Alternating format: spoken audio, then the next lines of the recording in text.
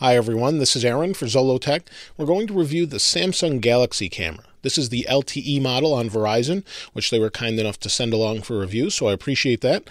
And this is about $550 without a contract. So they don't require a contract with this camera, but if you want to use it over the network with a share plan, it's $5 a month. So pretty inexpensive, and it's pretty unique. So the camera itself is a 16 megapixel CMOS sensor camera. It's got a 21x optical zoom, as you can see here.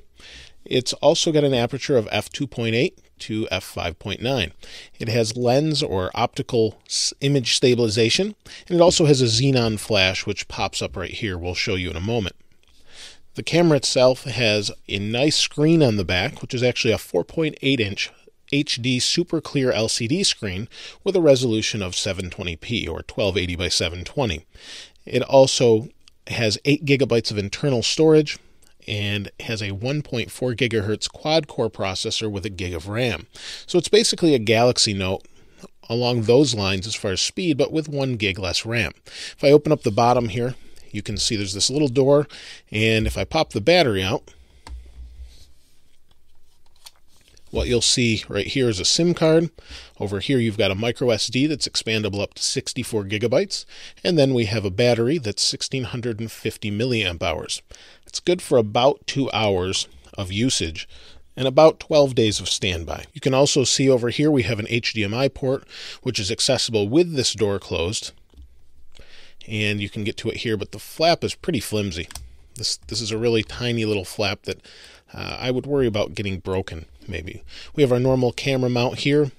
We have on this side a little spot for your camera strap or wrist strap. Under here we have a micro USB that could be for syncing or charging.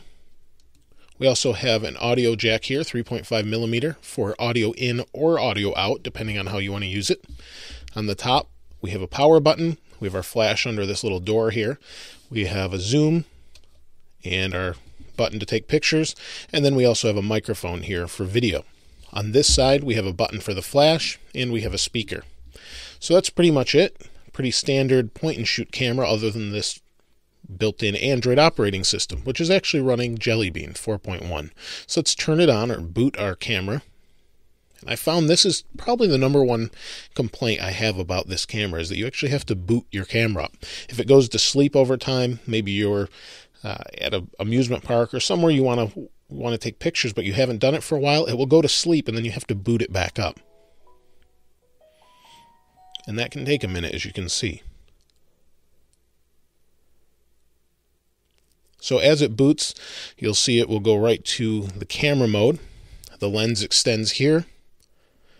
And the screen itself is a really nice screen. It takes some really nice photos and has some really interesting options. So let's go over some of the options. I'll first show you how quickly it takes a photo. So we'll go, we're only about an inch away. Now it's got a red box indicating that it's not a good photo, or maybe I should change there. Take a picture, it's pretty quick, and it saves it down here. We can tap on our photos.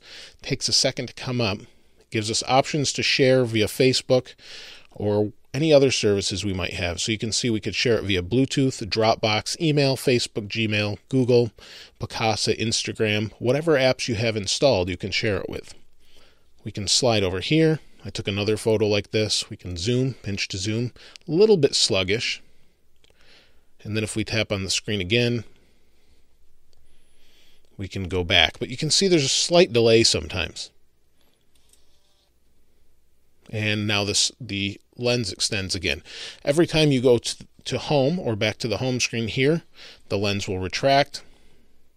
Then you go to camera, it extends again. So kind of odd. Some of the behavior is a little bit weird and difficult to get used to, but not too big of a deal. So we can take pictures one of two ways. We can tap this button right here, or we can tap the button on top. We can also hit this for video. And we have 1080p video, which is actually pretty good. I did a video before using this camera as the camera you're seeing through now on a video for the Galaxy Tab 2 10.1. So if you want to check out the video quality, you may want to see that. Now we do have some built-in modes. So if we tap on the mode button, we have smart mode.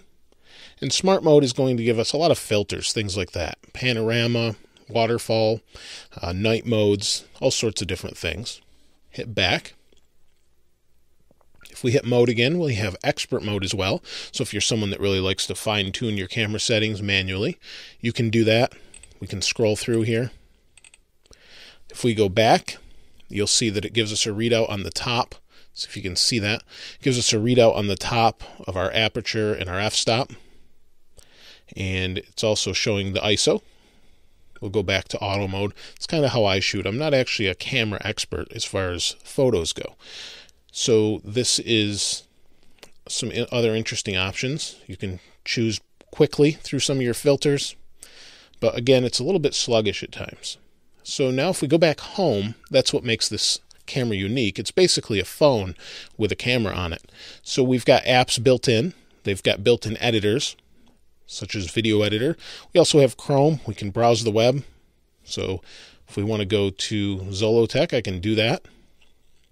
You can see there's my website. You can browse whatever you want here. And then if we go back here, we can look at our apps. You can install apps. You have the Google Play Store, just like you do on any other Android device. And I'm not signed in currently, but if I was, I'd be able to view many different apps and install them. And so here, let me give you an example. I have Instagram installed. If I go to Instagram, I'm not signed in there, but I can take an image, upload it directly to Instagram, as long as I have LTE connection or 4G connection through Verizon. However, if I don't have that, I can connect through Wi-Fi. We also have Bluetooth built in as well, so you can share many, many different ways, and you could use it through a hotspot or whatever you want to do. It's a pretty neat device. It takes some really decent photos.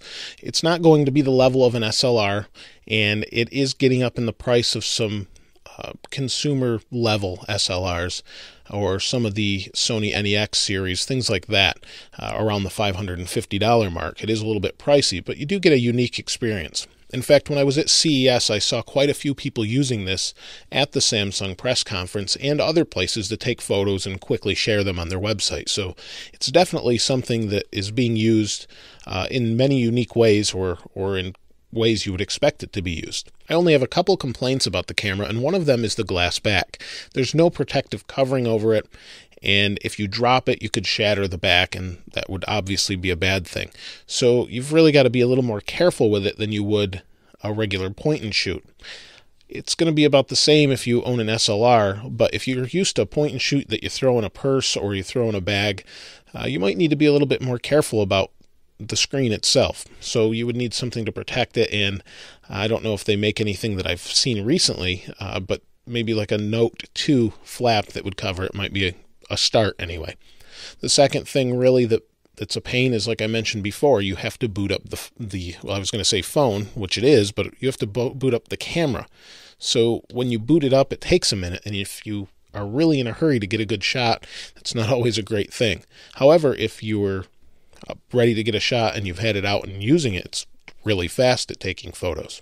We do have this pop-up flash here I forgot to mention. Hit the button on the side here, pops up, and you can use a flash. So overall, the camera's pretty nice, and I do want to show you some photos from it. The video I'm just going to leave alone as far as the video I recorded with it for the Galaxy Tab 2 10.1, so I'll leave a link to that, and then I'll leave a link to some photos I took so you can see them full resolution. I've put a lot in videos before, and I really think you should be able to see them firsthand, full size. So I'll leave a link to my website with some photos on there, and you can take a look at those if you want to see what it can do. If you have any questions or comments regarding it, please let me know what you think in the comments below. Let me know if there's something more you want to know about it, that you're looking about it, thinking into it, or thinking about it and looking into it, and maybe you're considering one and just have a few unanswered questions. So be sure to ask those below, and I'll try and answer them as best I can. As always, thanks for watching. This is Aaron. I'll see you next time.